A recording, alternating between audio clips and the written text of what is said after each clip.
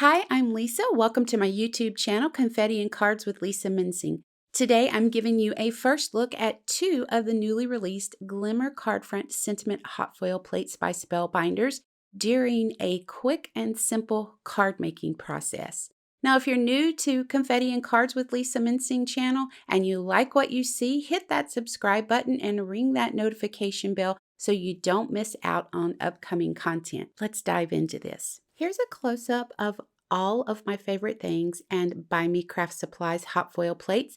Well, starting with the plate on the left, this plate measures 3 1/4 inches wide at the widest point by 4 inches high, and the plate on the right is 2.5 inches wide by 3 5/8 of an inch high. I've pulled out my fluted classic rectangles from Spellbinders to cut perfectly sized panels to foil these sentiments onto. And I'm going to die cut 110-pound Avalanche white cardstock to foil these sentiments on. So while we're here, let's talk about running dies, well, anything for that matter, through our Spellbinders Platinum machine. I recommend running all things through at an angle in your machine. It protects your machine and dies, embossing folders, plates from wear and tear. There shouldn't be a struggle when you run products through your machine. If so, stop, remove everything, and rethink the sandwich you're using. Now, I'm using Spellbinders polished brass foil for both sentiments. And because the sentiments will be the focal point of my cards, it's important that my plates are centered and straight. Now, the best way to approach this is with the hinge method. If you want to know more about that hinge method, I recommend that you go check out Yana's YouTube channel. She has lots of tips and tricks. That's where I learned it from. She's amazing when it comes to hot foiling with the Glimmer machine. Now, using PYD Life heat-resistant tape, I'm going to create that hinge. This is a heat-resistant tape that's for sublimation, but I found it works great for hot foiling. It doesn't leave any residue behind, and it hasn't torn my cardstock while removing it. You can now see how the hinge I created with the tape allows us to lift the plate, lay the foil down, shiny side up, and then lay the plate back down over the foil in that same position. I carefully lift the cardstock with the foil and plate. We're going to flip it upside down and lay it on the Glimmer heated platform. Always remember the hot foil plate goes flat side down on your heated platform. I'm going to cover with my plate and shim, and I use magnets from my glass media mat on top of the plates so that when it's time to remove the platform from my machine, the plates don't shift. Once I transfer the platform to my Platinum machine, I'll remove those magnets and I'm going to slowly crank this through my Platinum machine several times. Once I've run it through the machine several times, giving the foil time to adhere to the cardstock, we're going to take the platform, seat it back into the Glimmer machine so that it stays hot and I can continue to foil without having to wait for it to heat back up. We'll remove this and see what our results are. I'm going to use my Spellbinders silicone mat to grab a hold of that foil plate and carefully remove it away from my cardstock because it is hot. So you want to be careful with that. So now that we have our foiling done, we're going to go ahead and move into the process of cleaning up the overfoiling. And this is something that I recommend you never skip. It makes all the difference in how the end result looks. I like for all of my cards to look very clean and neat, so this is a step that I will never skip. Now you can use a dual-ended Tombow mono eraser and use the white end of that eraser to remove the overfoiling, or you can use a battery-operated eraser like I have here, and it will easily remove that excess foil for you. Now, this particular one that I have actually comes with 2 different sizes of erasers, and all you do is pop the bottom off of it to open it up, put in AAA batteries, and then just put the cap back on the end and close it up. You can just pull the eraser out of the top, and it has this little mechanism that holds the eraser in. That comes out as well. And then you can change from a larger to a smaller size eraser. Now, because there's some small details in the sentiments, I'm going to go with that smaller size, and it's real easy to change out. And I love that they give you so many extra erasers. Like, I will be using this forever. I won't have to buy replacement erasers ever again. Now, I'll link that down below for you if you want to check it out. Now, because the process is exactly the same for both of the sentiments, I'm only going to share the one with you, and we're going to go ahead and move into the card making process. Now, I used Spellbinder's color block circles and stripes die set to create the stripes that you see here. You see my little color swatch up there in the top from the color cubes.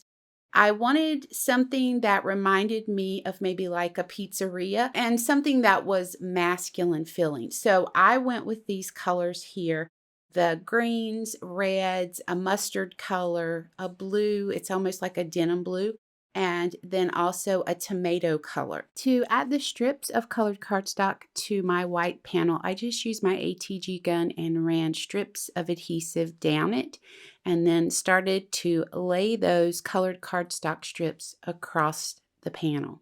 This is an 80-pound Avalanche white cardstock panel that's 4 1/4 by 5.5 inches. Once I have all the colored cardstock strips laid down, I'm going to go ahead and trim the excess off with my paper trimmer. Then I'm going to take this and run it through the Plaid Company embossing folder from Spellbinders.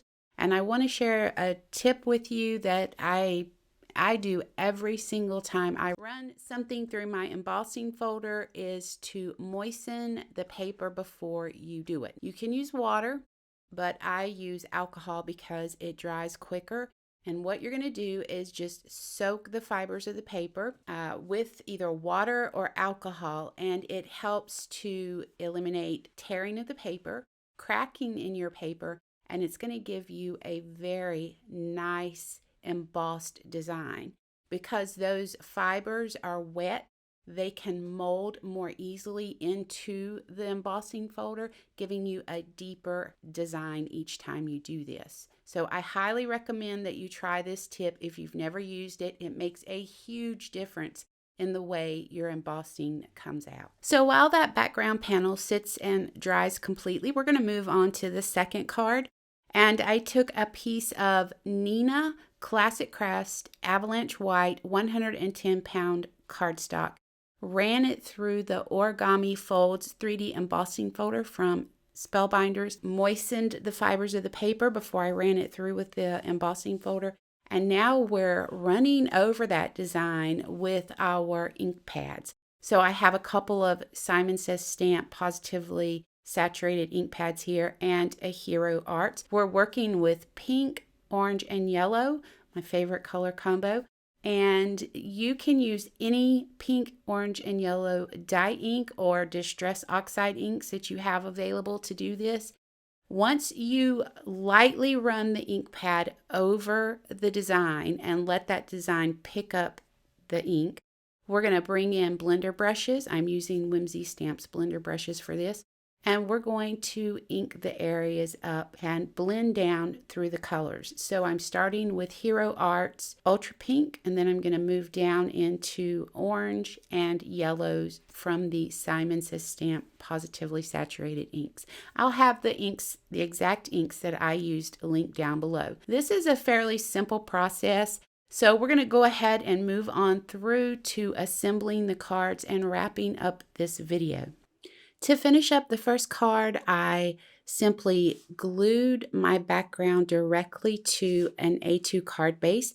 This is 110-pound Avalanche White card base that I have pre-cut from the paper mill. I added mounting foam to the back of our hot foiled white card panel and added 2 tiny gold flat back beads to this panel. And that's all I'm going to do to it because that large sentiment is the focal point of this card. So we're going to go ahead, move into this second card where we did the ink blending and the Origami Folds embossing folder. And again, this sentiment is the focal point of the card. So I'm just using mounting foam to pop that up off the front of the card.